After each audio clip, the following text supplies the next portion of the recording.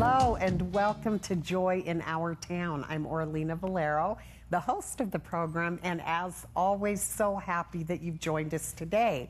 We are going to be talking with a very, very special lady that's done a lot of great things right here in our state, and it's the Honorable Margaret Dugan. She's Deputy Superintendent. She works there with Tom Horn, who's our Superintendent of the Arizona Department of Education, and we are so blessed to have her today. Thank you. Thank you, Oralena, for having me. Oh, we're just so happy to have you with us, and it's been a joy talking with you in the green room before we came out and finding out all about you. And before we get started talking about our education issues, I would love for you to tell our viewing audience a little bit about who you are, what you're doing, and what's happening in your life. Okay.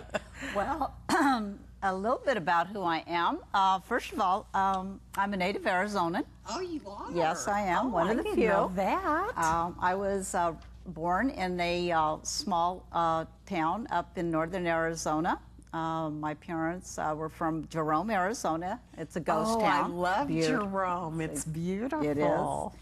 And when the mines closed down, they moved down to Bisbee, Arizona. Another very beautiful town. Very lovely, yes. And so my father is, as I said, was a copper miner.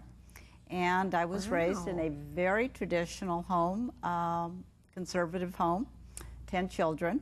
My mom stayed at home, as you might imagine, with 10 children. Yes. And so... her own classroom. Yeah, exactly. And in fact, my parents were my first teachers, and very good teachers. They taught me a lot of basic values, strong moral values, and I've taken them into my profession, and which really is 37 years in education.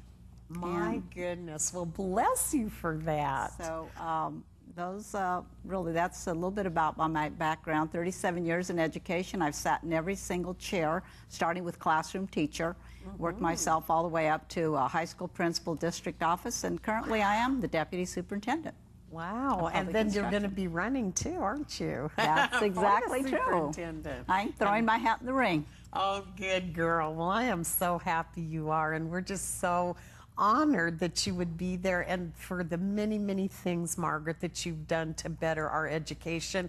And I know that you're going to continue doing that because your heart's there to make our education the best it can be in Arizona. So I really appreciate you, and I know our viewing audience does too. So thank you for coming and taking time out. I know you're very busy schedule to be with us. Well, I'm excited because our first topic is keeping English the official language in our schools here, because there's been such a battle, and I know that you're the one that started this and got it going. So tell us a little bit about it, and let's talk about this problem. All right. Well, back in 2000, I was the co-chair and co-author of an initiative, a grassroots initiative that started called English for the Children. I had it with this theory that I think most of the Arizonans know, called bilingual education, which basic premise was to teach non-native speakers of English in their native language, which I thought was completely crazy. In fact, I referred back to my native language, and I said it was completamente loco. Yes, to teach kids, because you speak Spanish. Right, to teach kids in their native language if you're going to teach them English. And as a classroom teacher and then as a high school principal, I believe that it was very important that all of our kids in our public schools in Arizona learn English, because it's the most critical skill that we can teach our kids in our public schools. And so I launched into this initiative called English for the Children, and the electorate helped us with that. We passed English for the Children. We got rid of bilingual education in Arizona in the year 2000 with 63% of the electorate.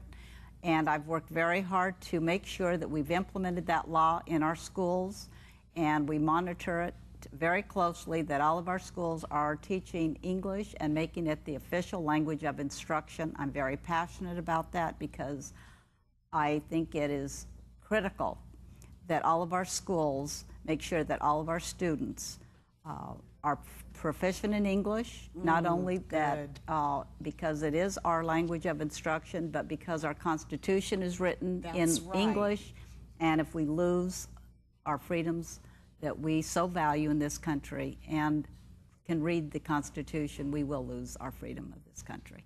You know what? I love that, Margaret. I am so happy that you were out there doing that because it is so important.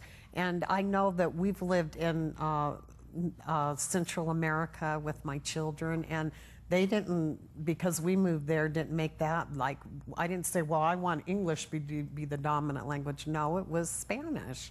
And so my kids had to learn that. But we were there for a little over a year, and in Miami, when I lived there, it was the same thing. They're trying to make, you know, Spanish, but this is the United States of America, and our Constitution, we should want it to be the official teaching language. And if people can come here, I know this is a great land of opportunity, then they should be able to be blessed that their kids can come to school and learn in another language. Absolutely, and I think that if we don't have one language of instruction in our schools, we will balkanize this country. And I've always believed out of many one, and this is what I believe as an educator and as the superintendent of public instruction. I want to make sure that the law that I work so hard to pass, and I know that it is critical in our schools, I will make sure that I will monitor it as I have for the last 8 years, and make sure that English does stay and remain our language of instruction in our schools. Wow. Well, I am so proud of you for going through that battle and that fight, and I'm sure there's still things that you run up against. Do you run into a lot of confrontation still about this? Well, this year there were 3 bills that tried to make it through our legislature, and I worked very hard to make sure that they died before they went anywhere close to it into committee. Yes. It's unfortunate that sometimes our legislators have very little institutional knowledge, and they don't understand that there was a law passed by the electorate, and it was an initiative that we need to guard, at least for our voters here in Arizona, that it was an initiative, and we need to make sure that there aren't any bills that try to make it through the legislature that would undermine the voters of Arizona that English is the official language. But I have to make sure that there aren't any bills that are trying to make themselves way through the legislature, and that's what I did this year. Those 3 bills try to make their way into the legislature. Well, I know we have an election year this year, and is there anything that has to do with this, or is it already set and done, and we're not, you know, going to have to find out about keeping English as the official language? It's already a done deal, correct? Right. The legislature is already out of session, so that is finalized. Oh, yes. Good. Well, that is great. But as superintendent, I will always keep my eye on this particular issue, because I did work very hard to make English the official language, and I will continue to make sure that it remains so. Wow.